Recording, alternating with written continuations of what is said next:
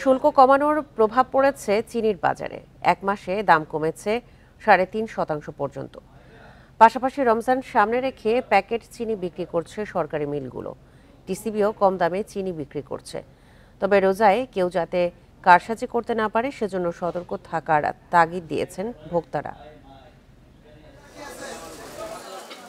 প্রতি বছর রোজার আগে চিনির দাম বাড়লেও এবার তেমন হয়নি। বাজারে চিনির সংকটও নেই। গত অক্টোবরে চিনির আমদানি শুল্ক কমিয়ে ৩০ থেকে ১৫% করা হয়েছে।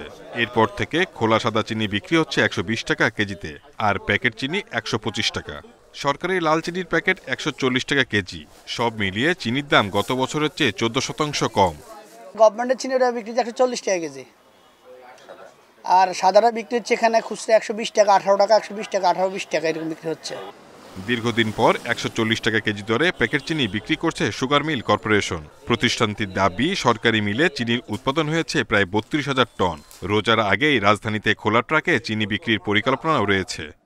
আমাদের নিচে যে বিক্রি হয় ৫ দিনে, আর এর ভিতরে দেখা যাক, আমরা চেষ্টা করতেছি যে ট্রাকে করে নিয়ে যেও আমরা হয়তো বিভিন্ন স্পটে, যেমন সচিবালয়, অফিসার্স ক্লাব, এইরকম পজিশনে হয়তো আমরা সাময়িকভাবে বিক্রির চেষ্টা করব, রমজানকে টার্গেট করি।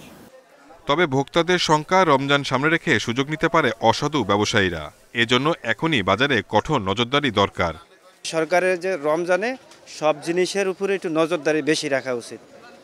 ঠিক আছে, বেশি মানে ভোক্তা অধিদপ্তর যেরকম পাঠাইলে ওরা একটু নিয়ন্ত্রণে থাকতো। ফ্যামিলি কার্ডধারীদের মাঝে ৭০ টাকা কেজি দরে চিনি বিক্রি করছে টিসিবিও।